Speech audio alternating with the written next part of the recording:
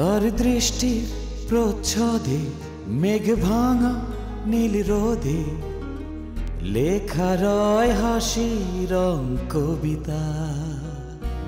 চেয়ে চেয়ে দেখি তাকে, সে হাসির ফাঁকে ফাঁকে আঁকা থাকে বেদনার ছবিটা। সে যেন হাওয়ায় ওড়া প্রজাপতি, একজন মায়াবতী মায়াবতী।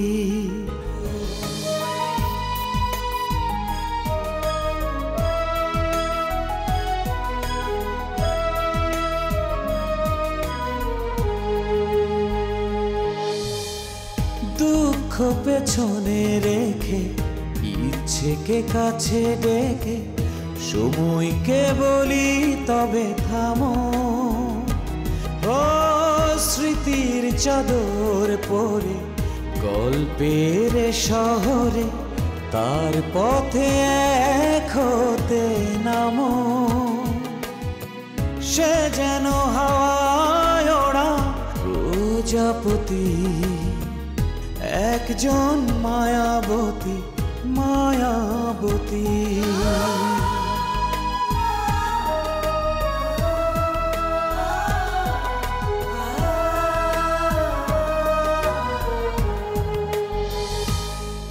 কারণ তোমার সঙ্গে কথা বলতে আমার ভালো লাগছে না মামা। তোমার গা থেকে তার কিনতেলের গন্ধ বেরিয়ে আসছে, আর গন্ধে আমার বমি চলে আসছে। 6 মাসের মধ্যে খাট বানিয়ে দেবো। 6 মাস আমি টিকবো না মামা। স্যার এখন কেমন আছে? তোমার স্যার এখন মোটামুটি ভালো আছে। জানারা কোথায়? অফিসে। বড় জ্ঞানী গুণী মানুষ আছেন যারা তোমার বয়সে পড়াশোনায় খুব খারাপ ছিল। কি খবর? মঞ্জুর স্যারের চিকিৎসা ভাতা পাওয়ার কথা, তখন বেচারার বেতনই হবে না। আমি যদি তোমাকে বলি কানে ধরে এখানে দাঁড়িয়ে থাকবে? মধ্যবয়স্ক আনইমপ্রেসিভ, নাম বলল বদরুল। বসতে বললো, আমি আসছি।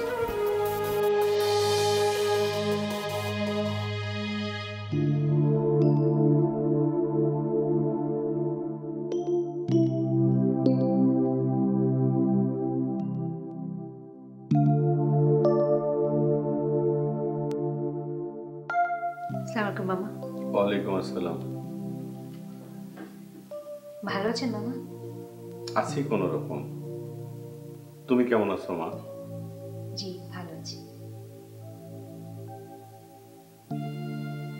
কাউরে বলবা মিষ্টিগুলা ভিতরে নিয়ে যেতে। আত্মীয় স্বজনের বাড়িতে গেলে মিষ্টি নিয়ে যেতে হয়।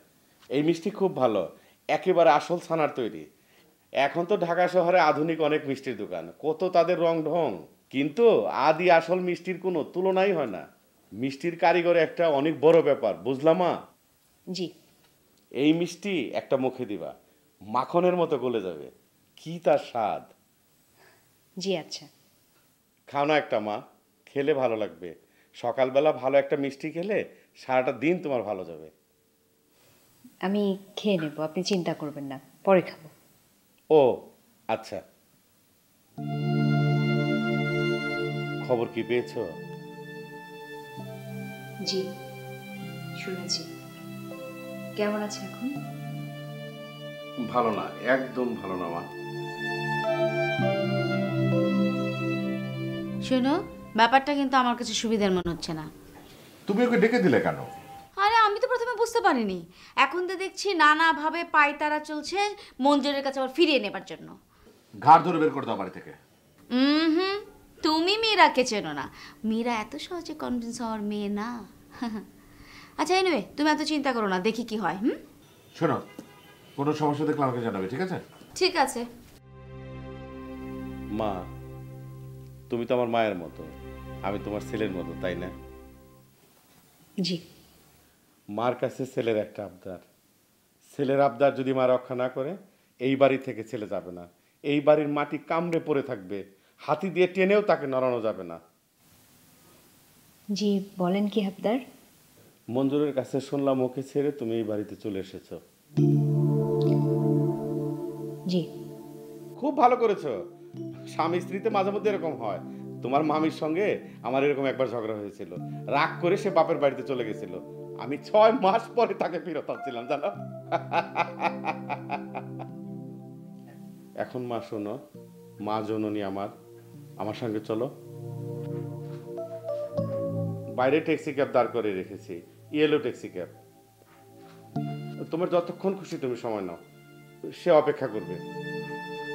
সেইভাবেই ঠিক করা। তুমি ব্যাগ গুছিয়ে আসো। দেখুন মামা, আমি হুট করে সিদ্ধান্ত নিয়ে চলে আসিনি। আমি পুরো একটা বছর এটা নিয়ে চিন্তা করেছি, ভেবেছি, রাতের পর রাত নির্ঘুম কাটিয়ে তারপর সিদ্ধান্ত নিয়েছি। এরকম অনেক কিছু হয় মা, জীবনে তো কম দেখলাম না। তোমার বয়সী ছেলে মেয়েও তো আমার আছে, এরকম অনেক কিছু হয়। এগুলোকে এত বড় করে দেখলে হয় না মা। মামা, আমি কোনো ছোট কিছুকে বড় করে দেখিনি, সব কিছু ভেবে চিন্তে এই সিদ্ধান্ত নিয়েছি। মঞ্জুরির সাথে কথা বলেছি, আমরা দুজন মিলে এই সিদ্ধান্ত নিয়েছি, আমি একা না। ও তো একটা গাধা মানব, ও কি এত কিছু বুঝে? মঞ্জুরকে পাঠিয়েছে আপনাকে আমার কাছে? না না না না, আমি নিজেই এসেছি। মঞ্জুর যদি শুনে খুব রাগ করবো। মঞ্জুরকে এই বিষয়ে কোনো কিছু বলো না মা। আমি কিছু বলবো না, আপনি কোনো চিন্তা করবেন না। তাহলে চলো মা। না মামা, আমি যাচ্ছি না, আমি পারছি না। আমি খুবই দুঃখিত। আপনি এসেছেন, আমি খুব খুশি হয়েছি। আপনার সাথে অনেকদিন পর দেখা হলো। আপনি চা নাস্তা খান, ঠিক আছে?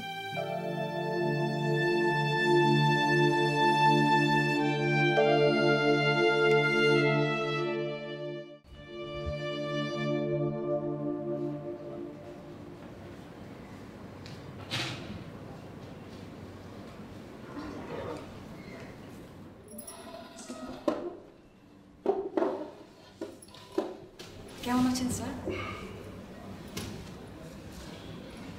ভালো থাকলে কেউ কেউ হসপিটালে থাকে। আমি তো এখন আর সকালে আসতে পারি না, অফিস শেষ করে আসতে হয়। ডাক্তার কি কিছু বলেছে কবে ছাড়বে না ছাড়বে? ডাক্তার ছাড়লেও যাবো না, না ছাড়লেও যাবো না, হসপিটালে থেকে যাব। ও ফরিদকে পাঠিয়ে দিয়েছি আমি। তুমি বকাঝকা করবে এই জন্য যেতে চাচ্ছিল না, আমি প্রায় জোর করে পাঠিয়ে দিয়েছি। কেন স্যার? ও তো আপনাকে ডিস্টার্ব করতো না, ও তো কোনো কথাই বলে না, চুপচাপ বসে থাকতো। আপনার কোনো দরকার লাগলে করতো। আমার কোনো কিছু দরকার হলে তুমি তা করবে? হ্যাঁ, অবশ্যই করব। ধরো আমার আমার চা খেতে ইচ্ছে করছে এখন, তুমি চা খাওয়াবে আমাকে? জি অবশ্যই স্যার, আপনি অপেক্ষা করুন, আমি আনছি। জানা দাও, তুমি এখন অফিস থেকে আসছো না? জি। সোজা বাড়িতে যাও, রেস্ট করো, সকালে আবার অফিসে যাবে। ফরিদকে পাঠাতে হবে না।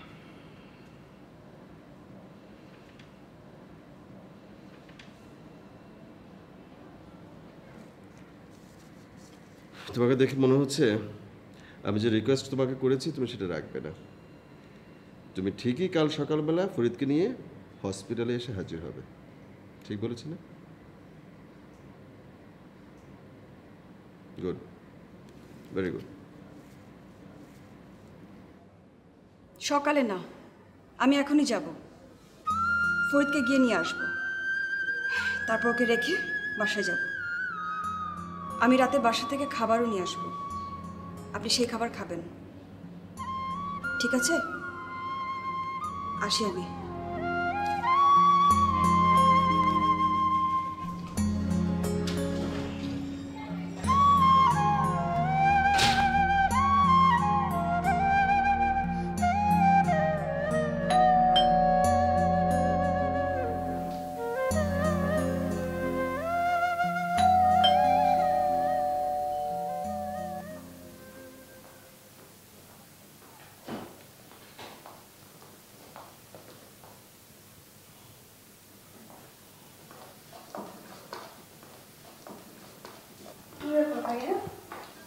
এত সময় সময় বাসায় চলে এসেছো?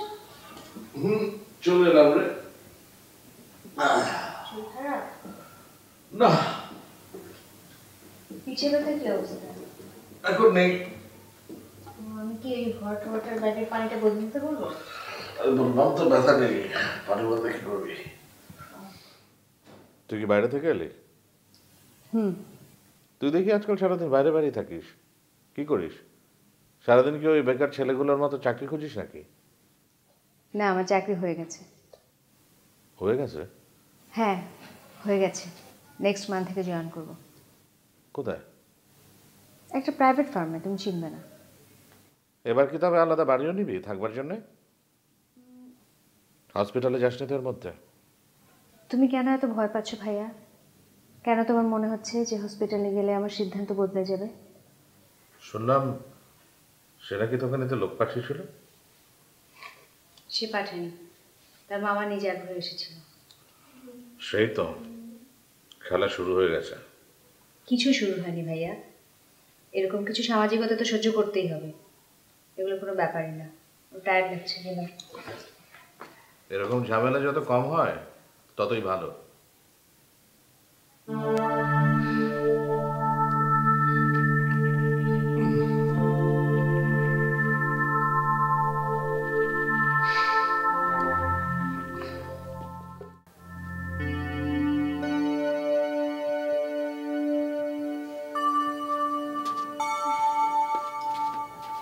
তুই আবার হাসপাতালে যাবি? হ্যাঁ সারাটা দিন অফিস করে আইসোস, টায়ার্ড না? মা, এটা নিয়ে আর কথা বলো না, আমাকে হাসপাতালে যেতেই হবে। খাওয়ানটা নিয়ে তো ফরিদ একলাই যেতে পারে। ফরিদ হাসপাতালে গেলে ওকে রাতে একা থাকতে দেবে না, আমাকে যেতেই হবে। মানুষটা কেন যে এমন করে, আমাদেরকে এখনো পনপন করে, তাই না? জানি না মা। ফরিদ কোথায়? রান্না করে খাইতেছে। মা, তুই চারটা খাইয়ে গেলে হইতো না? না, আমি এখন খাবো না। ও মা, তুই কি সারা রাইতি হাসপাতালে থাকবি? বুঝতে পারছি না মা, গিয়ে দেখি, না ফিরলে চিন্তা করো না। হ্যাঁ, চিন্তা না করে কি থাকতে পারি? মা গো, তুই একটাই কাজ, সন্তানের জন্য চিন্তা করা। তুই যখন মা হবি তখন বুঝবি। যাই মা। জানো না হুম, মারে, ঘরে কোনো টাকা নাই। দেখি মা কি করা যায়। হাসপাতালে তো যা খুশি তা দিলে চলে না, একটু ভালো মন্দ তো দিতে হয়। এইদিকে তো বাজারে আগুন। মা জানো কি? এই মাসে মঞ্জুর স্যারের বেতন পর্যন্ত হয়নি। কি কস? তুই না কইলি উনি কোম্পানির মালিকদের একজন? কিন্তু আমার মনে হয় কি মা জানো, আমাদের বড় সাহেব মঞ্জুর স্যারের সরলতার সুযোগ নিয়ে ওনাকে ঠকাচ্ছেন। এইরকমই হয় রে, সরল সোজা মানুষের সবাই ঠকায়। মানুষটা হসপিটালে, এ সময় কত খরচ, কিন্তু অফিস থেকে একটা টাকাও দিল না। তাইলে হাসপাতালে তো অনেক খরচ, এই খরচ কে চালাইতেছে? ওনার এক মামা আছেন, উনি সব সামলাচ্ছেন। এটা কোনো কথা হইলো? এই সময় অফিস তারে দেখবো না? কি জানি মা, অথচ শুনেছি এই কোম্পানি দাঁড় করানোর পেছনে স্যারের অবদান সবচেয়ে বেশি। মানুষ এমনই হয়, অকৃতজ্ঞ।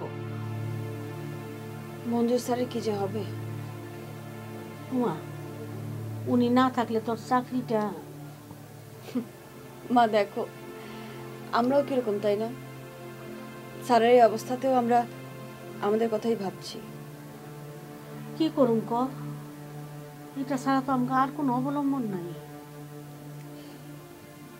থাক, রাখো, দাও টিফিন করে দাও। তুমি ফরিদকে রেডি করো। ফরিদ,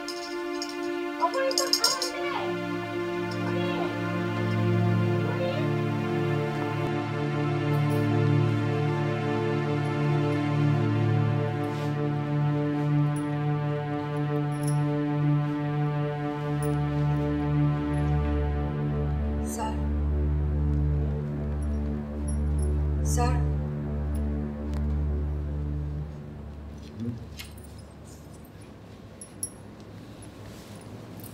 আজকের মেনু কি? আপনার তো তেল মশলা ছাড়া খাওয়া ভালো, আর কিডনির অসুবিধা তো মাছ মাংস না খাওয়াই ভালো।